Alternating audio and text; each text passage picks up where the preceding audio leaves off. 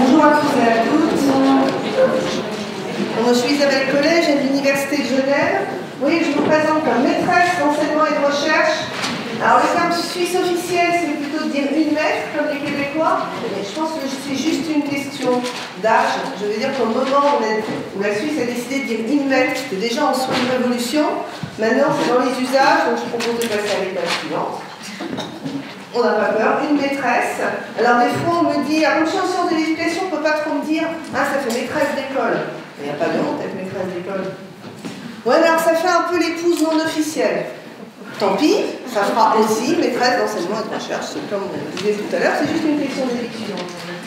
Alors j'en profite de faire transition avec ce que disait le conférencier précédent, parce que quand je parle de ces questions-là, mes enseignants et mes enseignantes primaires et secondaires, que je forme à l'IUFE de Genève, qui est l'équivalent de la haute école, je leur dis la grammaire est politique.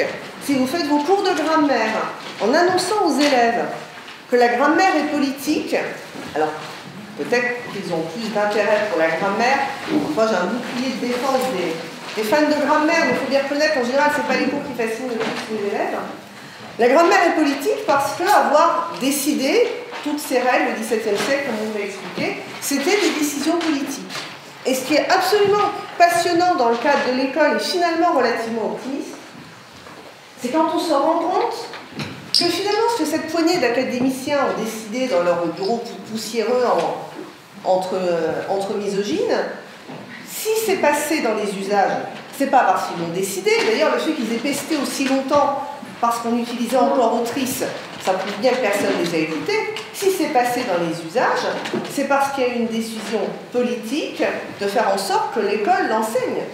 C'est l'école de la République qui a enseigné la langue sexiste. Ce que l'école a fait, elle peut le défaire. L'école a eu le pouvoir de masculiniser la langue. L'école a ce même pouvoir de rendre la langue moins sexiste. Mais c'est des décisions politiques.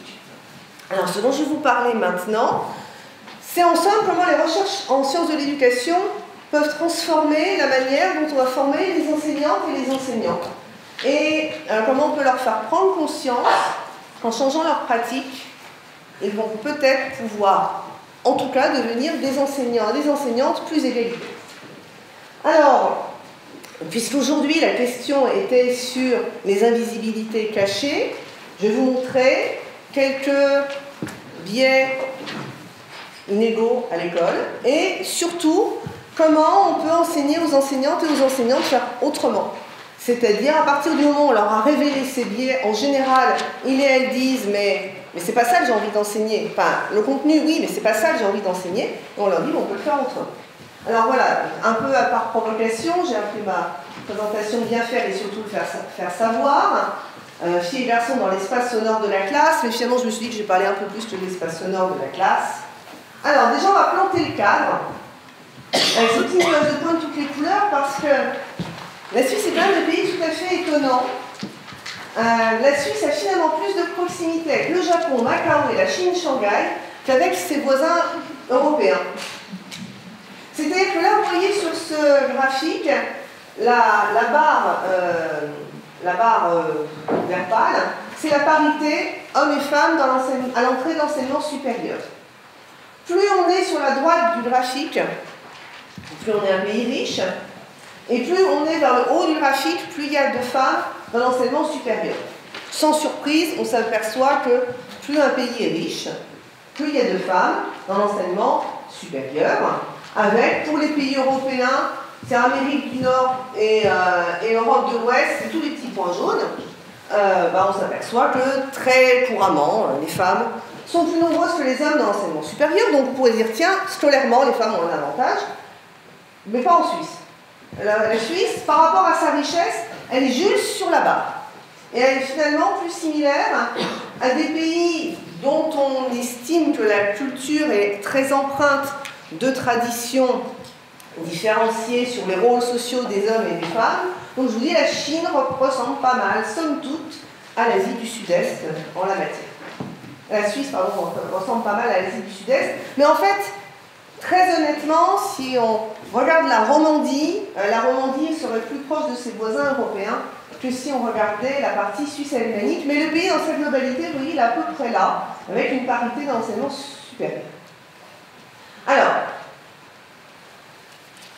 une parité des étudiants et des étudiantes, ça ne veut pas dire que les universités sont gouvernées à parité par des hommes ou par des femmes. Là, vous voyez, les petites facultés rouges, c'est les femmes, les petites facultés noires, c'est des hommes. Et heureusement que l'université de Saint-Gall arrive avec 3 postes sur 5 occupés par des femmes, sinon il y aura encore beaucoup moins de petites facultés rouges. Dans l'économie, alors oui, la courbe du bas, elle a l'air très très optimiste. En même temps, quand on parle de rien, c'est pas compliqué à arriver un tout petit peu à quelque chose. Dans les grandes entreprises, 8,8%. Alors, bon, c'était des graphiques qui possiblement datent un peu. Ils étaient de 2015, je ne pense pas qu'il y ait un sursaut considérable. Les créateurs et créatrices d'entreprises, c'est surtout des créateurs d'entreprises. Les femmes sans fonction dirigeante, alors là par contre on trouve plus de femmes, etc. etc. Bref, sur l'économie, la parité, on n'y est pas tout à fait, loin de là. Mais alors on peut quand même se poser des questions sur un paradoxe. Parce qu'à l'école, on peut quand même constater une meilleure réussite des filles, presque toutes disciplines confondues, environ jusqu'à la maturité, et en particulier en français. C'est-à-dire, en gros, quand on teste les performances des filles et des garçons avec les tests standardisés PISA qui testent les compétences des élèves à 15 ans, c'est comme si les filles avaient suivi 1 an de plus de français que les garçons. Comme si elles avaient 1 an d'avance en français. Il y a un écart en maths, en faveur des garçons, qui est encore significatif en Suisse, mais qui est quand même moindre que l'écart que l'on constate en français en la faveur des filles. Ces écarts en français, ces écarts en langue première existent en faveur des filles dans quasiment tous les pays PISA. Cet écart en faveur des garçons sur les maths n'existe plus, je dis plus parce que l'écart se réduit, n'existe plus dans tous les pays.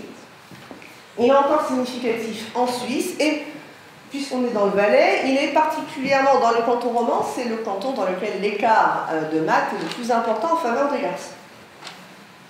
Donc, on pourrait dire en tout cas qu'à l'école, il semblerait que les filles aient un avantage parce que, au maths près, on va dire, les filles ont meilleurs résultats. Environ jusqu'à la maturité, elles sont plus nombreuses que les garçons à obtenir la maturité générale. Et quand on regarde la population d'élèves qui décrochent, et en particulier qui décrochent dès le primaire, les garçons sont surreprésentés. Alors en fait, quand on dit les garçons sont surreprésentés, c'est pas tout à fait vrai. Les garçons de milieux défavorisés sont surreprésentés. Les garçons de milieux favorisés, je vous rassure, pour eux tout va bien. Mais quand on regarde la population des gens qui décrochent dès 8 ans, ou après juste à l'entrée du cycle, oui, les garçons sont vraiment surreprésentés et parfois surdétectés comme ayant des troubles comportementaux. On se demande si on est entre le médical ou le pédagogique. Et inversement, les filles sont sous-détectées. Parce que si elles sont sages et calmes, elles sont quand même beaucoup moins rapidement détectées. Quoi qu'il en soit, même si on pourrait dire il y a un avantage pour les filles, à la sortie du secondaire, et quel que soit le diplôme du secondaire obtenu, les filles perdent leur avantage. C'est-à-dire à diplôme équivalent, elles sont davantage à temps partiel, et des temps partiels pas nécessairement choisis que les garçons, elles sont davantage en contrat à durée déterminée, elles passent plus de temps au chômage, elles sont embauchées à des salaires inférieurs, c'est-à-dire à diplôme équivalent, cet avantage qu'elles semblent avoir à l'école, elles le perdent sur le marché du travail. Alors, forcément, on est face à un paradoxe, on pourrait se poser des questions, et c'est des questions qui sont parfois agitées dans la presse par des essayistes, par des polémistes, de l'ordre de est-ce que l'école fournira un facteur de protection aux filles? Est-ce qu'elle ne serait pas en train de discriminer les garçons? C'est pour ça que de temps en temps, on voit des titres du type « Sauver les garçons ». Je note quand même, de manière légèrement sardonique, que tant que les filles réussissaient moins bien, on n'avait jamais écrit « Sauver les filles ». C'était apparemment normal. Là, comment se fait-il que des garçons a priori plus intelligents que les filles, enfin si on regarde à l'échelle historique, comment ça se fait qu'ils réussissent moins bien? Vous savez quand même que dans le canton nouveau, qui n'est pas si loin, jusqu'en 81, pour passer dans l'enseignement secondaire, l'examen de fin de primaire demandait plus de filles que les garçons, demandait plus de points aux filles qu'aux garçons pour pouvoir rentrer au secondaire. L'argument était que les filles étant plus matures que les garçons, c'était injuste pour les garçons de leur demander le même nombre de points. En fait, ce qui se passait, c'est que si on demandait le même nombre de points, on admettait plus de filles. C'est quand même embarrassant. Donc quand on s'aperçoit qu'il y aurait une discrimination envers les garçons, on met tout de suite en œuvre quelque chose pour compenser. Alors qu'on a pu continuer à discriminer les filles avec des explications de l'ordre de la nature, mais que là on ne cherche pas à compenser, parce que finalement quand on prétend, ce dont je doute largement, mais quand on prétend que les garçons seraient plus immatures de manière naturelle à âge équivalent, on va chercher une compensation, parce que c'est pas grave, ce n'est que passager. Leur potentiel se révélera plus tard. Bref, l'école discriminerait-elle les garçons? Mais en tout cas, la question qu'on peut se poser, c'est que on constate que la société utilise l'école pour se reproduire, et on le constate malheureusement assez bien en termes de classe sociale.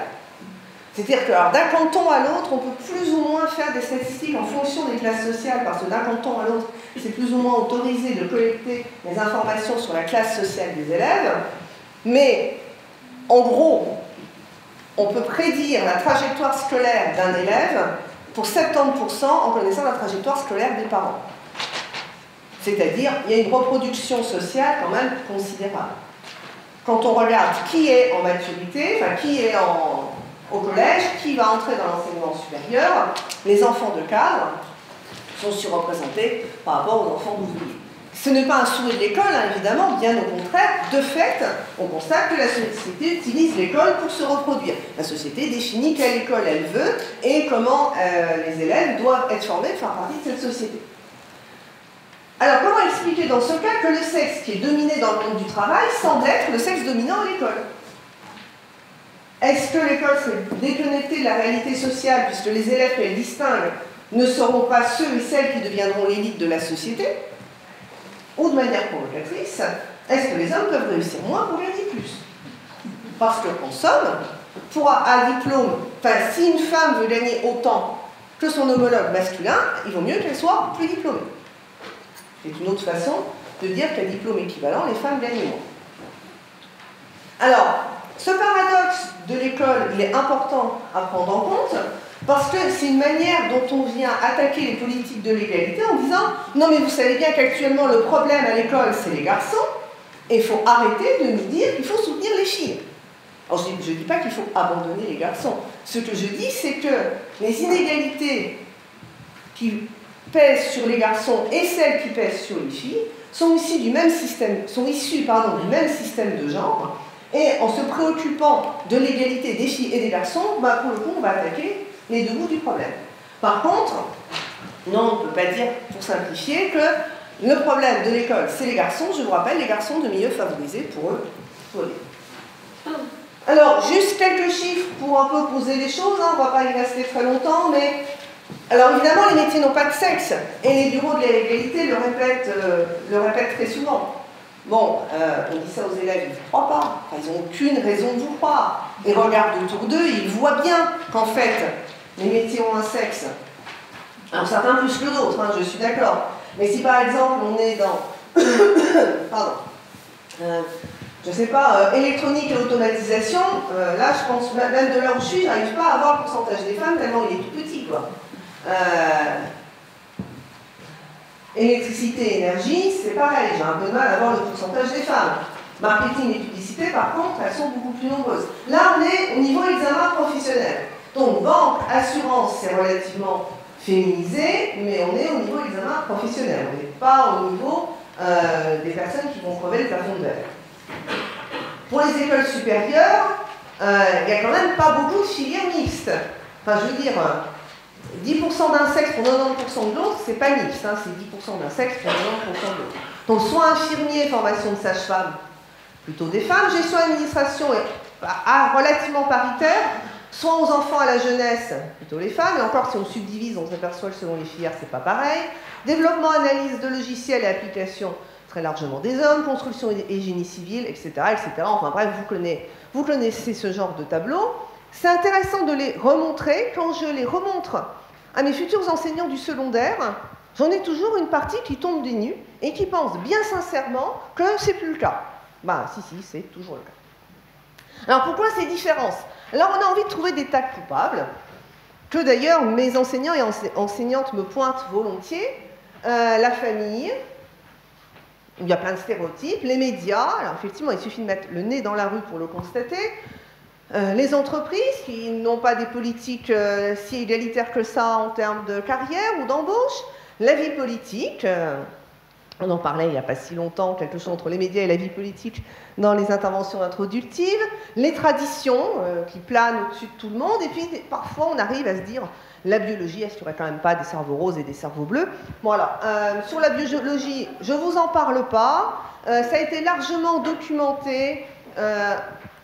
Alors oui, effectivement, les hommes et les femmes n'ont pas la même anatomie, on est au courant. Les femmes entre elles n'ont pas la même anatomie non plus, les hommes entre eux ne sont pas non plus tous identiques. Et en tout cas, aucun prétexte anatomique ne pourrait justifier de piloter des politiques publiques, ou en tout cas ne pourrait justifier de prêter à certains ou à certaines des compétences ou d'autres. Donc c'est pour ça que je l'ai rayé, on n'en parle pas. Mais évidemment, la question qu'on se pose, c'est et l'école dans tout ça? Et les enseignants et enseignantes ont tendance à dire, ma foi, c'est pas la plus sexiste. C'est-à-dire que quand on liste tout ça, un moyen de défense de leur part, qui n'est pas faux, est quand même de dire oui, mais c'est pas moi le plus coupable. Toutes ces instances de socialisation sont bien plus responsables que l'école des stéréotypes. Alors, c'est pas faux. Simplement, l'école, elle, sa mission, au cœur de sa mission, il y a l'égalité. Ce qu'on ne peut pas dire, on ne peut pas dire que c'est au cœur des missions de ces autres instances de socialisation. C'est-à-dire que peut-être ce n'est pas l'école qui fabrique les stéréotypes. Effectivement, les enfants arrivent à l'école déjà remplis de représentations, et l'école tente, en tout cas, plus ou moins habilement, de ne pas accentuer les discriminations, mais l'école ne peut pas s'en laver les mains. Elle ne peut pas dire, puisque ce n'est pas moi la plus coupable, c'est pas à moi de traiter le problème. C'est-à-dire, si elle laisse les stéréotypes, les représentations, les inégalités la traverser sans s'en préoccuper, elle faillit à sa mission.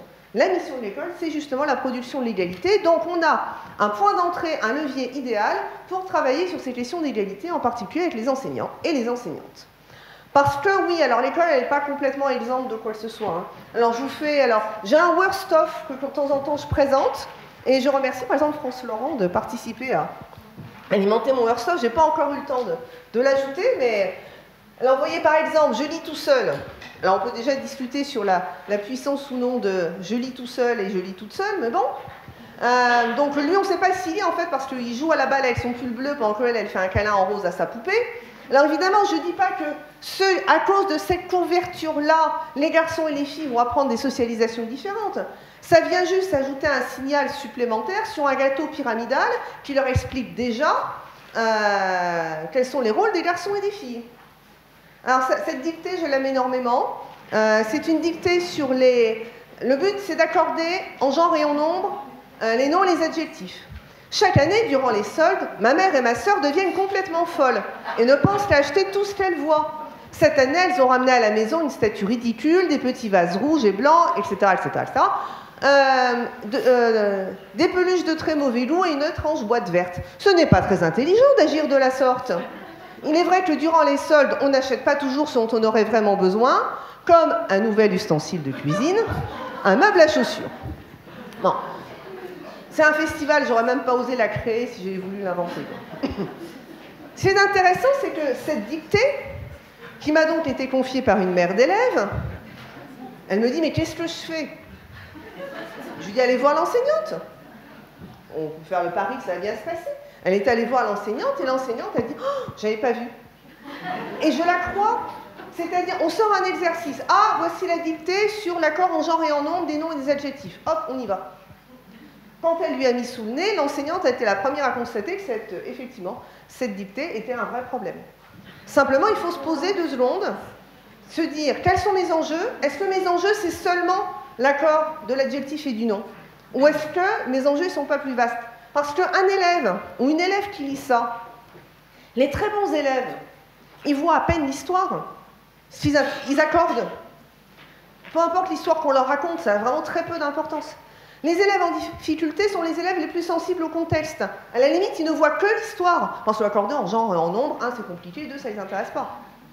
Et ils ne lisent que l'histoire. Une autre mère d'élève m'a raconté un problème de maths qu'avait eu sa fille. C'était un problème du genre, pour faire un bouquet, il faut 3 fleurs rouges à 10 francs, 2 fleurs bleues à 5 francs, et vous voyez ce genre de choses. Et puis là, il y a 3 enfants qui annoncent des prix. Pierre dit le bouquet coûtera 43 francs, Sophie dit le bouquet coûtera 22 francs, et Karine dit le bouquet coûtera 32 francs. La gamine rentre de l'école et dit à sa mère, eh ben les filles avaient faux. Il dit comment ça, les filles avaient faux? Ben oui, c'est Pierre qui avait bon. La gamine, elle se moque du prix du bouquet, c'est pas ça qui est important pour elle. Ce qui est important, une fois qu'on a trouvé le prix du bouquet, c'est qui avait raison et qui n'avait pas raison. Eh ben les filles avaient faux. À aucun moment, en concevant cet exercice, la personne qui l'a conçu s'est réellement posé la question de qu'est-ce que l'histoire elle a à avoir comme influence sur les élèves. Mais si régulièrement en maths, les filles ont faux et les garçons ont juste, alors que vous pensez faire des maths, ben vous êtes en train d'enseigner autre chose, et en particulier pour les enfants qui ont des difficultés en maths et qui sont plus sensibles au contexte. Alors ça, là, je l'aime énormément, c'est quand vous êtes plus grand et que vous arrivez au CFF, nous faisons tout pour que votre femme passe moins de temps à faire du shopping. Je ne vous l'explique pas, je pense que vous avez compris le message, qui travaille, qui dépense, etc. Parce qu'on est en couple hétérosexuel, hein, évidemment. Votre femme, ça veut dire qu'on parle à un homme. Bien. Alors, la question du genre, pour poser les choses. Bien sûr, au début, c'est une construction sociale du sexe. L'ensemble des attributs des comportements qu'une société donnée à une époque donnée va attribuer aux êtres mâles et aux êtres femelles. Mais ça ne suffit pas. Ce n'est pas qu'une question de différence. On n'a pas un sac d'attributs pour les hommes, un sac d'attributs pour les femmes, et finalement, ces attributs se valent, et c'est très très bien les attributs féminins ou masculins. Non, c'est parce que le genre, c'est un système de normes qui va les hiérarchiser, ces attributs. C'est-à-dire, des caractéristiques supposées masculines vont valoir plus que des caractéristiques supposées féminines, pour le coup, qui sont incarnées par des hommes ou par des femmes. Un petit garçon qui joue à la poupée provoque plus d'angoisse qu'une petite fille qui joue au camion, parce que le petit garçon qui joue à la poupée se déclasse dans l'ordre social. Il va vers des choses féminines qui valent moins. Alors que la petite fille qui joue au camion, peut-être elle ne sera pas mignonne et princesse, mais au moins elle sera dégourdie, débrouillarde, etc.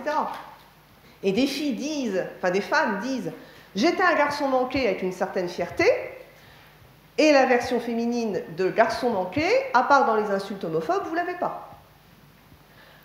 Entre nous, garçon manqué, c'est pas terrible. Hein, c'est-à-dire qu'on n'est pas une fille, on est un garçon, mais un peu raté quand même. C'est dire si on est content de s'élever dans la hiérarchie symbolique. Alors Prévert disait les garçons manqués font des filles réussies, c'est quand même beaucoup plus intéressant. Et le plus intéressant, c'est de dire mais il existe toutes sortes de filles, toutes sortes de garçons, et cette labellisation féminin-masculin sur des compétences, ça n'a pas grand sens. Et évidemment, c'est pas si simple parce que tous les rapports sociaux vont s'entrecroiser. Les questions de classe sociale, comme je vous disais, c'est pas les garçons qui souffrent à l'école, mais les garçons mieux défavorisés. Les questions ethno-raciales, l'âge, le handicap, etc., etc. C'est pour ça que c'est compliqué de piloter un cours égalitaire en ayant tout ça en tête. Mais alors, si on n'a rien du tout en tête, c'est sûr qu'on fera pire. Alors, est-ce que le plan d'études roman nous aide? Pas du tout. On peut l'utiliser comme prétexte, mais il ne faut quand même pas se cacher les yeux. Hein. Alors, les 4 principes fondateurs de l'école romande, le principe d'égalité et d'équité. Alors, apparemment, ça a l'air d'être 2 trucs différents, c'est intéressant. Définition, alors pour les myopes, je vous les lis, parce que moi je suis tout près, je suis myope aussi. Contrairement à l'égalité, qui tente à considérer que le tout est valable pour tous, indépendamment de ses caractéristiques, le principe d'équité permet de corriger les inégalités que subissent les personnes ou les groupes défavorisés. Donc l'égalité, c'est inégalitaire, hein, en somme, hein, et l'équité corrige les inégalités. Bien, c'est pas très clair. Hein. Dans le système scolaire, c'est par les situations d'iniquité repérées dans les interactions des élèves qu'un travail sur l'équité doit être entrepris, notamment lié au genre. Que veut dire genre à ce moment-là? Aucune idée, parce que genre n'est pas dans le glossaire. Je fais le pari que ça veut dire sexe à cet endroit-là, mais enfin, bref. Et puis vous voyez, les situations d'iniquité, elles sont où? Dans les interactions entre les élèves. C'est ni l'école, ni les enseignants et enseignantes, ni les contenus, ni l'institution. Non, non. C'est que les élèves qui apportent l'iniquité à l'école, et donc on doit travailler que sur les élèves. Ça, c'est le plan d'études roman. Alors, 2 entrées dans la formation générale. permettre la distinction des stéréotypes par rapport aux professions et leur implication dans la vie quotidienne, ainsi que par rapport au genre au pluriel, sexe, hein, vous avez compris. De toute façon, on ne définit pas genre, donc on ne sait pas ce que ça veut dire. Reconnaître l'altérité et la situer dans son contexte culturel. Réflexion sur le droit à la différence. Opinion, genre, religion, âge, physique, handicap. Je suis désolée, mais on ne discute pas du droit à être handicapé. On est. Vous voyez, ce n'est pas une opinion. Là, on est en train de mélanger des choses qui n'ont rien à voir. L'âge, on n'en décide pas non plus, ce n'est pas une opinion. Si on est hétérosexuel, homosexuel, ce n'est pas une opinion. On ne va pas en débattre. Ah, je suis pour, je suis contre. Non, là, on est en train de mélanger des choses qui n'ont rien à voir. Il semblerait que les questions d'inégalité ou d'iniquité, ou je ne sais pas bien, ce n'est qu'une question de débat de société. Non, c'est plus que ça. On peut débattre sur comment on peut aller au-delà, on peut dépasser, on peut résoudre les questions d'inégalité, mais on ne débat pas du droit à la différence. Pour le coup, c'en est un. Alors maintenant, allons dans la classe pour voir un peu comment ça se trame, ces fameux éléments qu'on ne détecte pas nécessairement. Je vais vous parler plus particulièrement, dans un premier temps, du temps de parole en classe, pour vous montrer que, effectivement, les inégalités sont apportées par les élèves, mais les enseignants et enseignantes se laissent piloter par ces inégalités, soit sans s'en rendre compte, soit en pensant que c'est une façon de rétablir de l'égalité. Alors, les études sur les interactions verbales en classe, enfin, on fait des comptages depuis les années 80-90. En gros, on gagne à tous les coups.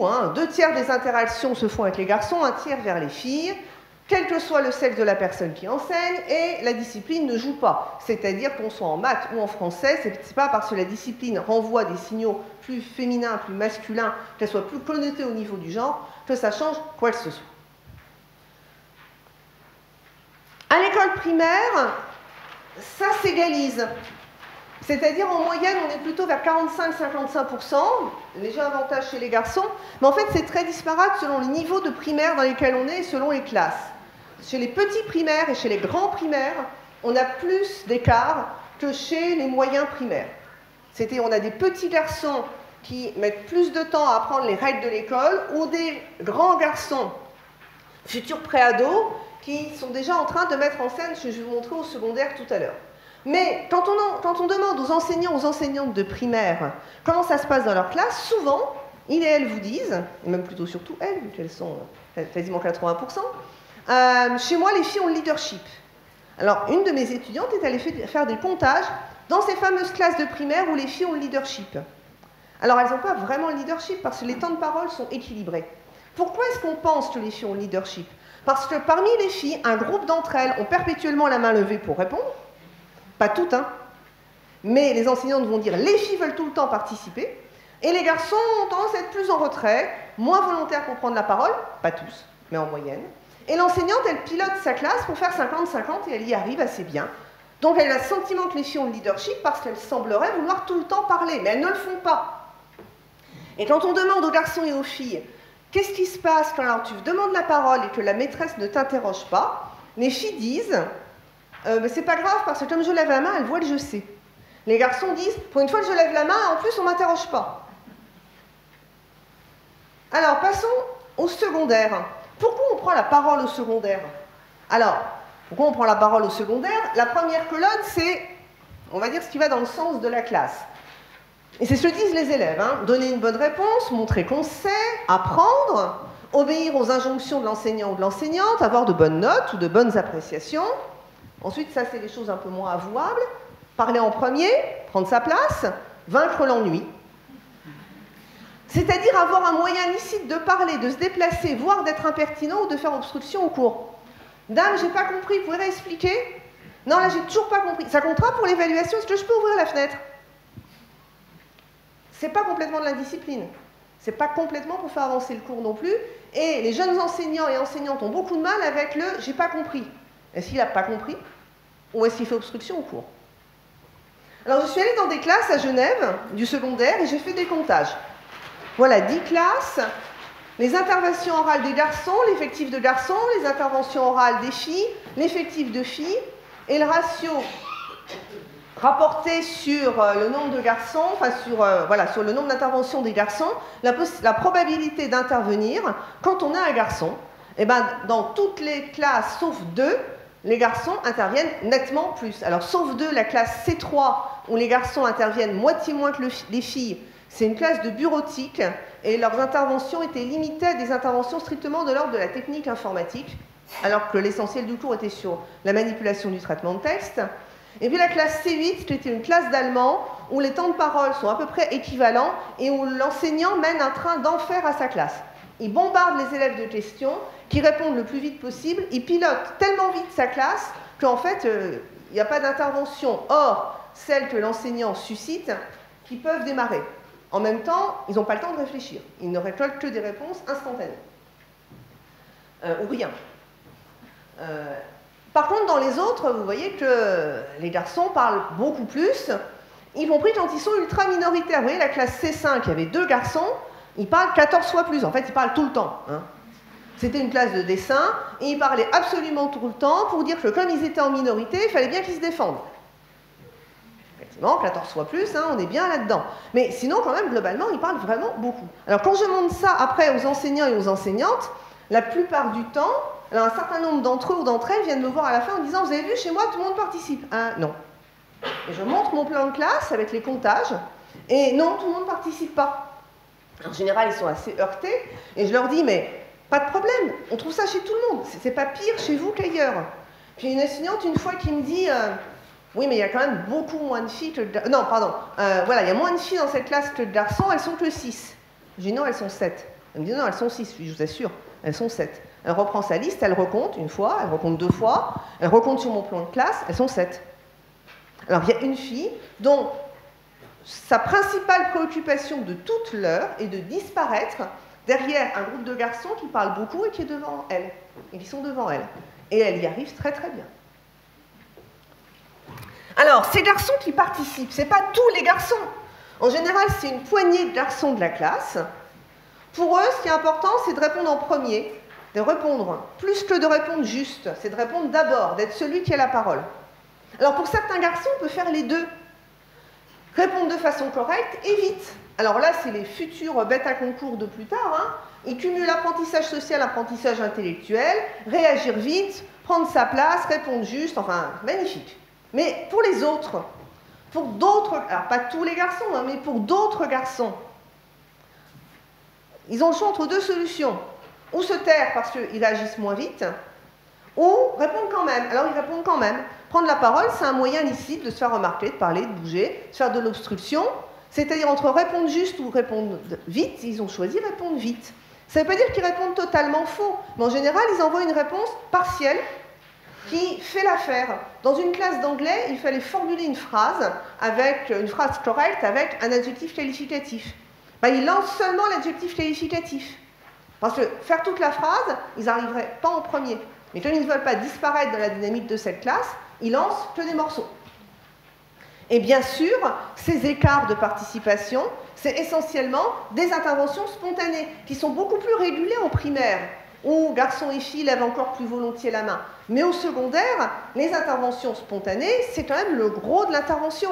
Et les enseignants et les enseignantes disent « Oui, mais ma classe, elle est vivante. » Puisque je laisse s'exprimer des interventions spontanées, elle est vivante pour certains garçons. Est-ce qu'une classe vivante est une classe qui apprend? C'est pas sûr.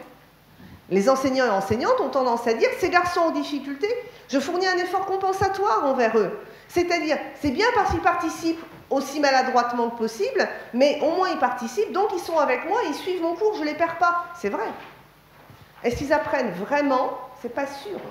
C'est vrai qu'on ne les perd pas. Alors j'ai vu dans une classe, l'enseignant qui arrive à faire taire un garçon qui dévorait l'attention depuis le début, il a réussi à le faire taire, le garçon s'est endormi. Ah, il n'a pas appris pendant qu'il dormait, ça, je suis bien d'accord.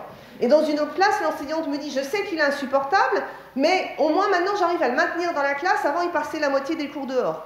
Ah bah oui, dans le couloir on n'apprend pas non plus. Je ne dis pas que c'est facile, hein, mais en tout cas, cette forme de cours qui est très courante, qui est le cours dialogué, c'est souvent plus une compétition à la prise de parole qu'un vrai apprentissage.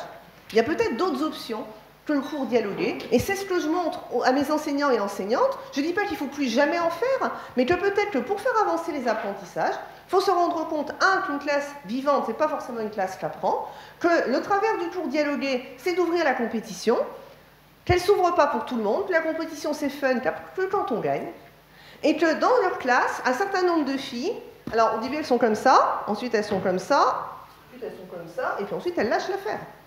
Mais elles ont des bonnes notes, ils me disent. Ah oui, oui, elles ont des bonnes notes. La question, elle n'est pas là. La logique scolaire, en général, c'est si je fais juste, l'institution reconnaîtra ma valeur et je serai promue, c'est-à-dire que l'institution scolaire va aller voir tout le monde, va faire une évaluation, que la personne participe ou pas en classe, et va mettre une note. Donc les filles qui disent rien, mais qui travaillent et qui ont de bons résultats, ça fonctionne. Mais le monde du travail, c'est quoi? C'est bien faire et surtout le faire savoir.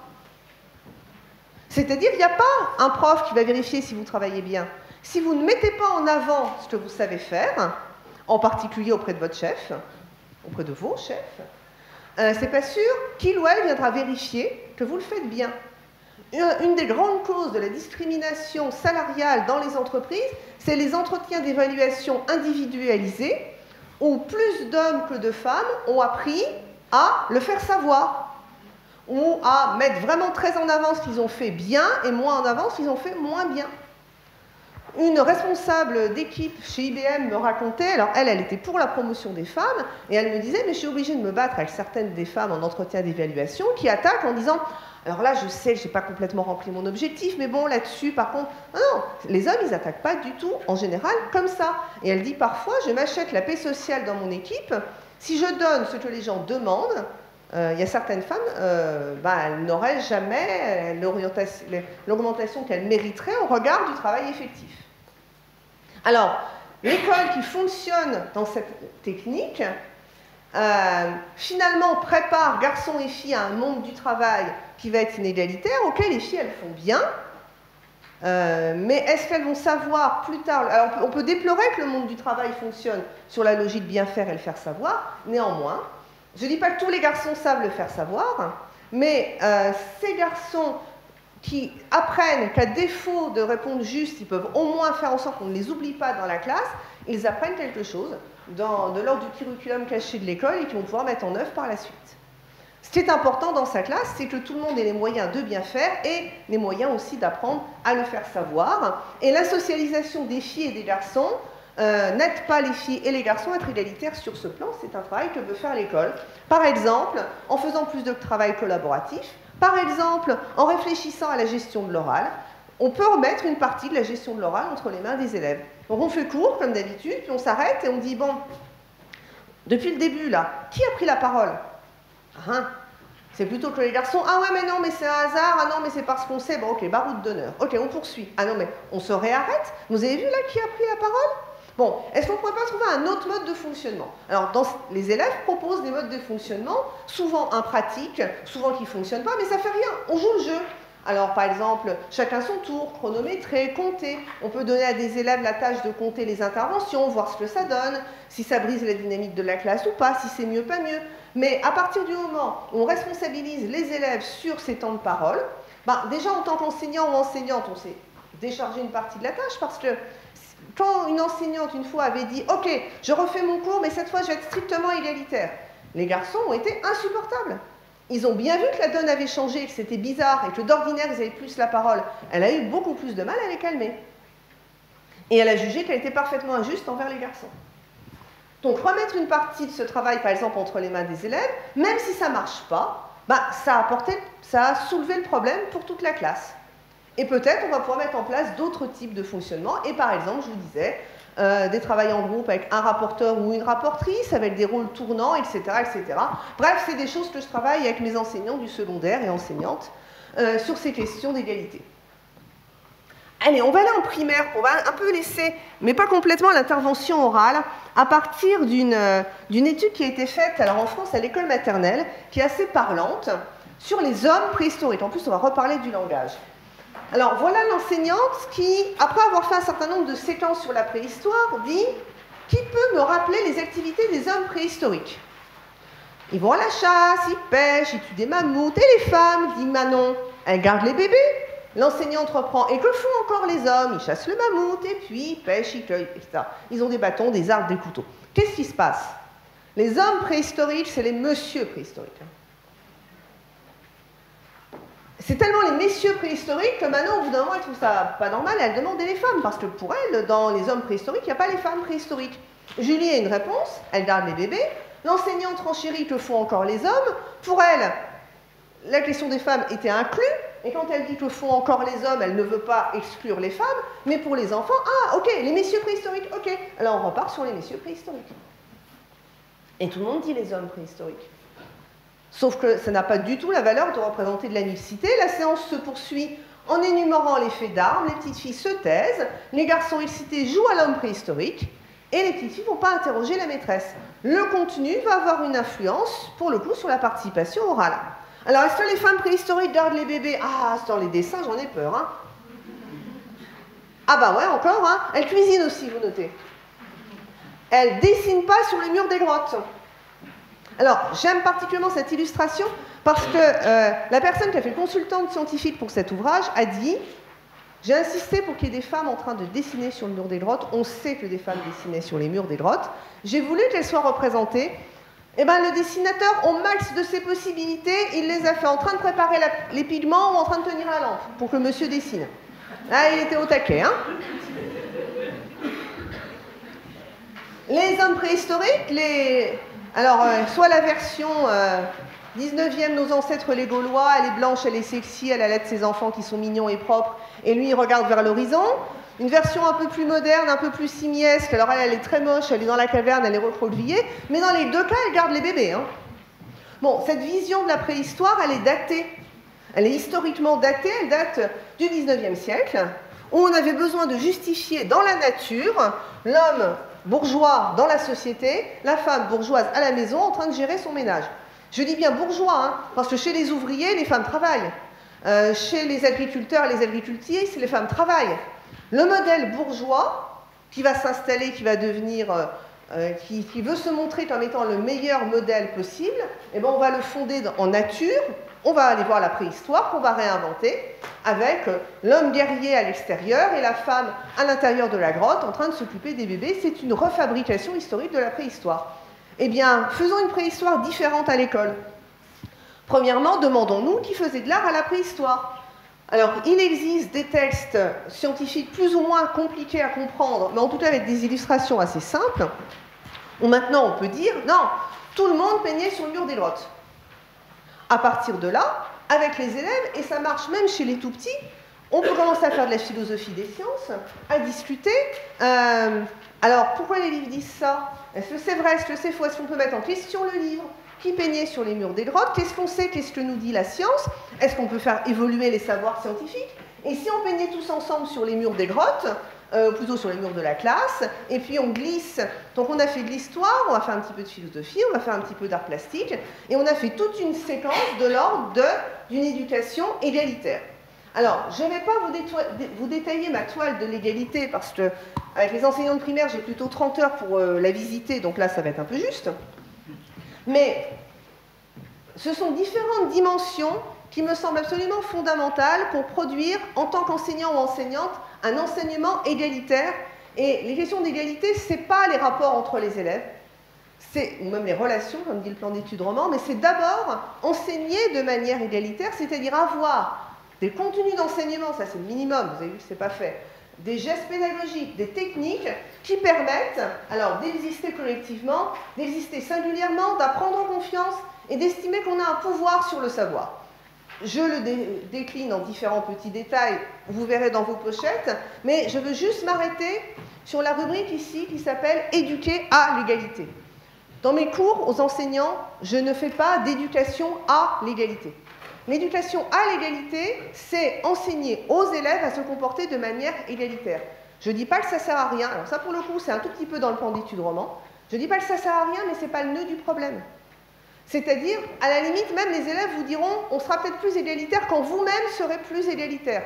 Les étudiants et étudiantes sont capables de le dire, on commence à être capable de le dire quand on est au cycle d'orientation ou au collège, c'est-à-dire, ok, il faut apprendre aux élèves à avoir des comportements plus égalitaires entre eux et entre elles, mais il faut déjà que l'école se regarde elle-même et que les enseignants et enseignantes puissent enseigner de manière égalitaire. Je ne propose pas plus d'éducation à l'égalité, si vous voulez, que quand on travaille sur les classes sociales, on ferait une éducation à la pauvreté. voyez, ça n'a pas plus de sens. On transforme ces pratiques pédagogiques en vue de plus d'égalité, et ça servira aussi bien aux classes sociales, aux garçons, aux filles, etc., etc. Pour conclure, l'égalité, ce n'est pas une question de dispositif, ou alors très marginalement. C'est-à-dire si, je ne sais pas, entre 15h et 15h30, on fait une séquence égalité, les élèves, ils comprennent très bien qu'en maths, on fait des maths, en grammaire, on fait de la grammaire, en égalité, on fait de l'égalité, et puis après, la vie continue comme avant. On ne fait pas des séquences égalité. On transforme son enseignement de manière égalitaire. Donc, ce n'est pas une éducation A. C'est des savoirs d'expérience, des gestes pédagogiques dans le quotidien de la classe et éventuellement à la maison, et moi je m'adresse à des enseignants, qui transforment la vie de tous les jours en une vie égalitaire. La pédagogie de l'égalité, ce n'est pas une éducation à l'égalité, d'autant plus qu'on va vous mettre en concurrence avec l'éducation en vue du développement durable, l'éducation à la santé, à la citoyenneté, au risque d'incendie, enfin j'en sais rien. Et on vous dit on fait concurrence entre personnes. Ah mais non, non, mais il y a méprise là. Moi je parle de transformer l'enseignement quotidien de manière égalitaire. C'est une pratique intégrée dans toutes les dimensions de l'enseignement et de l'éducation, par tous les acteurs et actrices impliqués, enseignants, parents, animateurs, animatrices. Et c'est par exemple ce que va aider à faire les bureaux de l'égalité romans avec le nouveau dossier école de l'égalité qui va arriver, si tout va bien et croisons les doigts, le 8 mars, intégrer les questions d'égalité dans tous les moments d'un plan d'études roman qui a tendance à ne pas le voir. Je termine par ma page de pub, parce que donc, si vous voulez lire un peu sur les questions d'égalité à l'école, il y a un petit livre facile qui est édité par la section des sciences de l'éducation qui s'appelle « Comprendre l'éducation au prisme du genre ». Et plus rigolo, avec un collègue dessinateur, enfin un ami dessinateur, on a fait une BD qui s'appelle « Sexisme Man contre le sexisme », qui est sur le sexisme dans les maths, les sciences et techniques, où c'est l'histoire d'un scientifique, dessiné sous forme de lapin, qui découvre qu'il n'a pas toujours été aussi égalitaire qu'il ne le pensait, et qui décide, tel Superman, de se réinventer pour devenir sexisman contre le sexisme. Le but de ce livre est de s'adresser aux hommes de bonne volonté qui pensaient qu'ils n'étaient pas sexistes, qui en général n'ont pas d'action sexiste, mais qui ne sont pas toujours aussi attentifs et soutenants envers les femmes qui, elles, savent très bien que le sexisme existe encore. Voilà, je vous remercie.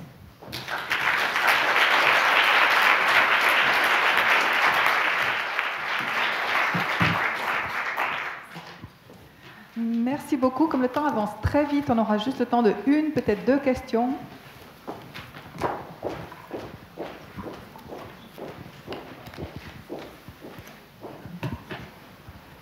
J'ai une question, madame, par rapport à l'égalité. Moi, ce qui me choque le plus dans cette société, c'est le terme compétitivité. Est-ce que lorsqu'on abandonnera le terme compétitivité, est-ce que le mot égalité sera là?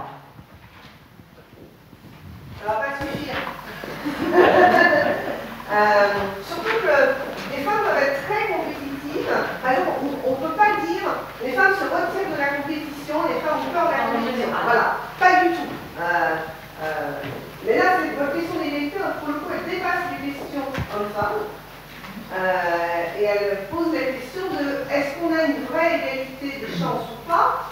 Ça veut dire quoi l'égalité des chances? Ça veut dire donner la même chose à tout le monde qui est parfaitement différent et donc les écarts, on va les garder. Effectivement, il n'est pas impossible. Là encore, on est sur des questions de politique publique et de décisions politiques qui vont à au-delà des questions différemment des questions d'égalité. Si on s'en tient juste au domaine de l'école, moi je suis convaincue qu'à la fois sur des questions de classe sociale, d'origine ethno-raciale ou d'égalité des sexes, plus de coopération permettra moins de hiérarchie entre les élèves et probablement plus de réussite.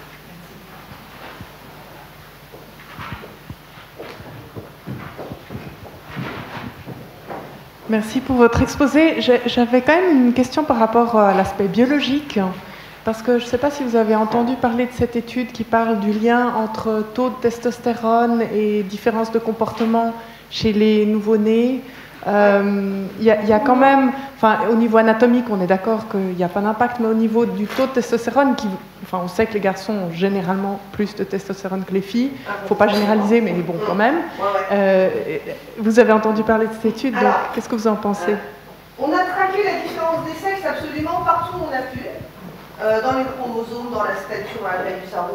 L'actuelle zone de traque la plus excitante en ce moment, ce serait l'imprégnation du cerveau du bébé in utero à la testostérone qui imprimerait des cerveaux différents chez les garçons et chez les filles. Alors, premièrement, c'est pas parce que un neurone ne donne pas un comportement. C'est des choses qui sont beaucoup plus compliquées que ça. Et ce n'est même pas parce qu'il y aurait on va dire un avantage ou une petite différence biologique que la société n'est pas capable de rouler par au-dessus par la suite et laisse exprimer cette différence. Mais sur la testostérone, à Lausanne, au CHUV, ils ont fait une expérience que je trouve absolument fascinante sur des questions de rétroaction, justement.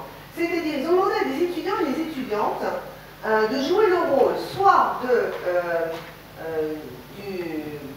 de l'employeur ou de l'employeuse qui licencie, soit de l'employé qui est licencié. Ils ont distribué ces rôles au hasard. Ils ont fait une mesure de testostérone avant, chez les hommes comme chez les femmes, et une mesure de testostérone après, chez les hommes comme chez les femmes. Donc personne n'est employeur ou employeuse, tout le monde joue un rôle. Et bien au moment où l'étudiant ou l'étudiante joue son rôle de licencier quelqu'un en faisant acte d'autorité, cet étudiant ou cette étudiante a un pic de testostérone, et encore plus important chez les femmes que chez les hommes. Le taux de variation est encore plus important chez les femmes que chez les hommes. Donc, si la testostérone a un lien a un impact sur l'agressivité, l'autorité, etc., le fait d'être dans une démarche agressive ou autoritaire a un impact sur votre taux de testostérone. Alors, on n'a pas fini de tourner autour pour savoir où est la poule et l'œuf, mais en tout cas, plus des hommes vont se retrouver en position d'avoir ces actes d'agressivité et d'autorité, plus ils vont générer de la testostérone. Alors, l'article conclut en disant si ça se trouve pour eux, c'est une drogue. Je ne sais pas. Voilà. Mais en tout cas, les hormones, c'est compliqué parce qu'il y a des boucles de rétroaction. Ce qui ne veut pas dire que les hormones n'influencent en rien, mais c'est trop simple de se dire la testostérone des hommes les influence ainsi, et la progestérone des femmes, et quand bien même, je vous dis, on s'en fout. C'est-à-dire, en tant qu'enseignant ou enseignante, je ne me demande pas si cet enfant dyslexique, c'est parce que sur le sillon par des tags, machin chose, c'est un peu plus plié que sur un autre enfant, ou c'est strictement pédagogique. Donc, quand on travaille, on essaie de produire de l'égalité. Pour les différences hommes-femmes, franchement, alors, intellectuellement, ça m'intéresse, en tant que pédagogue, je m'en fous. C'est-à-dire, c'est pas parce que possiblement 12% des filles auraient plus de difficultés en maths parce que la testostérone que je vais m'y résigner. Il n'y a aucune raison de s'y résigner, quand bien même elle serait biologique, ce qui reste à prouver. Voilà. Merci beaucoup. En fait, en vous entendant, je me disais que cet après-midi, j'allais vous envoyer quelques salles plus loin parce qu'il y a une réunion de la CIIP. Et je pense que ce serait une bonne chose qu'ils puissent vous entendre aussi. Je peux faire 3 quarts d'heure sur le plan d'études roman, mais alors sans problème. Merci beaucoup. C'était ça.